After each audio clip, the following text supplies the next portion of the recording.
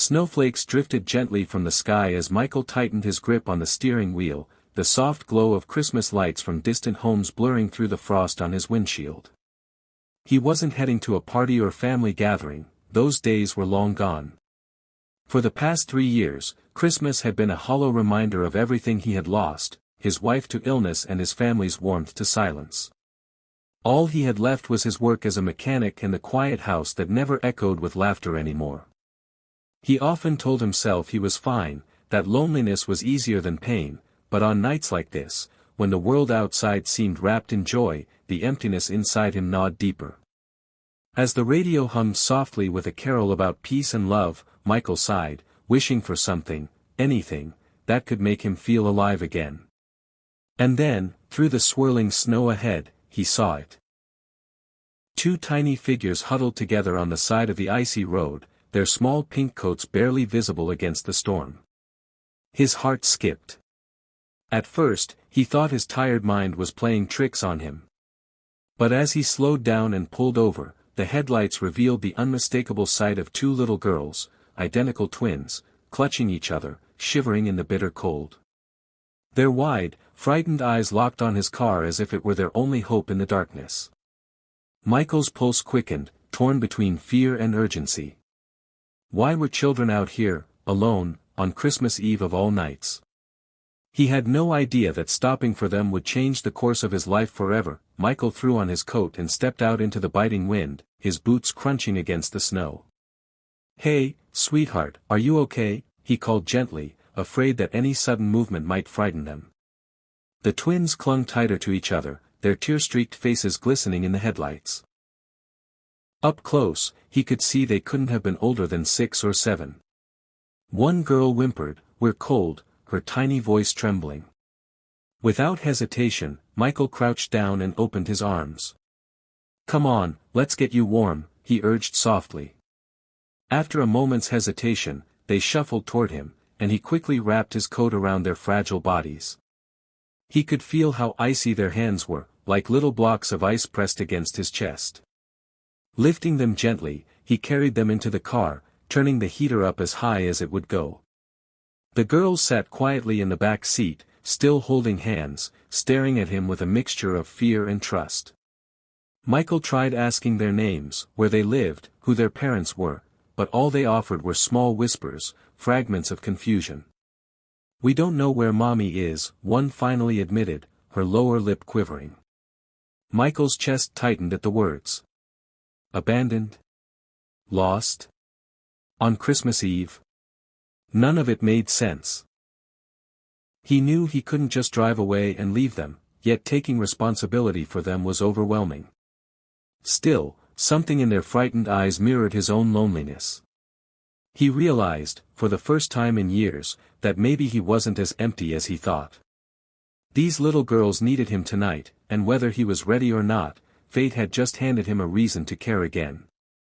The drive back to town felt longer than usual, though the roads were nearly empty. The twins sat bundled together in the back seat, whispering softly to each other as if afraid silence might swallow them whole. Michael kept glancing at them through the rearview mirror, his mind racing with questions he couldn't bring himself to ask. At a red light, he caught their reflection, 2 sets of wide, innocent eyes staring at him, searching for safety in a stranger. Something inside him stirred. For years, he had convinced himself that love was dangerous, that caring meant risking heartbreak again. Yet here he was, silently praying these little girls would trust him enough to let him help. When they passed the glowing lights of a diner, Michael pulled in, figuring food might coax them into opening up. Inside, the warmth and smell of fresh pie wrapped around them. The waitress, noticing the girls' shivers, brought over hot chocolate topped with whipped cream.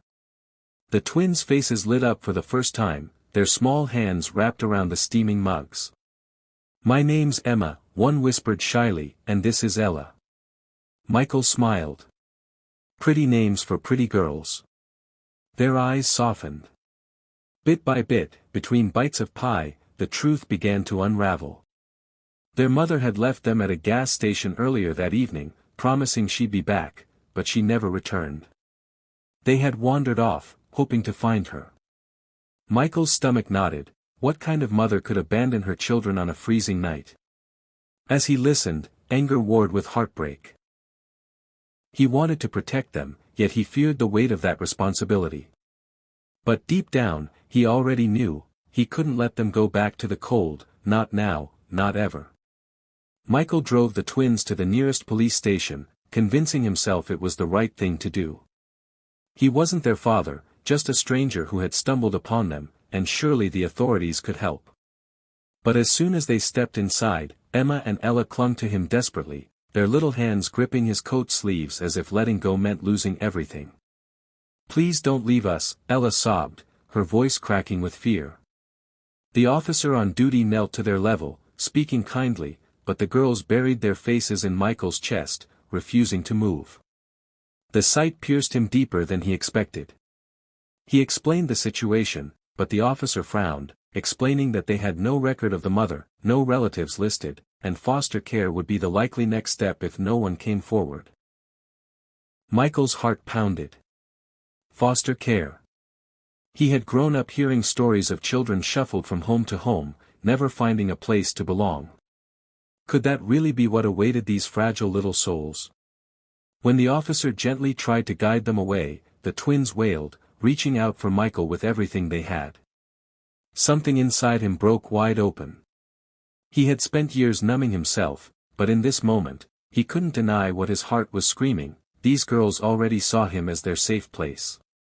He hesitated, torn between fear of the unknown and the undeniable truth that destiny had placed them in his path for a reason. With a trembling voice, he asked, "What would it take for me to keep them, at least until we find their mother?" It was the first time in years Michael chose love over fear. The officer studied Michael for a long moment, then slid a stack of temporary guardianship forms across the desk. "It won't be easy," he warned. "There will be background checks, visits, rules you'll need to follow. But if you're serious, you can keep them safe while we search." Michael's hands shook as he picked up the pen. He wasn't wealthy, he wasn't perfect, just a tired mechanic with an empty house and a heart still learning how to beat again. Yet when he glanced at Emma and Ella, their tear-streaked faces pressed hopefully against him, he knew the decision had already been made. With every signature, something shifted inside him, the loneliness that had weighed on him for years began to lift, replaced by a fierce, protective love he hadn't thought possible. The girls clapped their little hands when the officer confirmed they could go home with him for the night, their trust in him so pure it nearly brought him to his knees. On the drive back, Christmas lights sparkled brighter, and for the first time since his wife's passing, Michael felt the season's magic. When they reached his house, the girls gasped at the sight of the small tree in the corner, its lights flickering softly. They decorated it together with what little ornaments he had, laughter filling the rooms that had been silent for so long.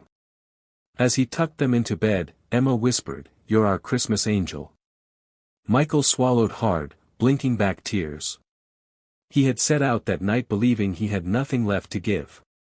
Instead, he discovered that the greatest gifts weren't wrapped under trees, they were the ones fate placed in our arms when we least expected it. Days turned into weeks, and while the search for the girl's mother continued, no one ever came forward. Social workers checked in often, reminding Michael that their future was uncertain, but every passing day stitched their bond tighter. Emma would race to the door each evening when he returned from the garage, and Ella would curl up beside him with a book, her giggles echoing through the once empty house. For the first time in years, Michael woke each morning with purpose. He fixed breakfast with laughter instead of silence, packed little lunches, and learned how to braid hair with clumsy fingers and a patient heart. On New Year's Eve, as fireworks sparkled outside, Michael sat with the twins by the fire. "What if someone else takes us?" Emma asked quietly, fear flickering in her eyes. Michael pulled them close, his voice steady. "Then we'll face it together. But I promise, no matter what happens, you'll never feel abandoned again." Their tiny hands clutched his, and in that moment, Michael realized the truth: family wasn't always about blood. Sometimes it was about choosing love, even when life gave you every reason to guard your heart. Months later, when the court granted him full custody, Michael wept openly, not out of sorrow, but overwhelming gratitude. The man who once believed Christmas had nothing left to offer had received the greatest miracle of all. A second chance at fatherhood, at love, at life. And as he watched Emma and Ella twirl in the yard under spring sunshine, he whispered a quiet prayer of thanks. For on that snowy Christmas Eve, two lost little girls hadn't just found shelter, they had given him back his reason to believe in miracles.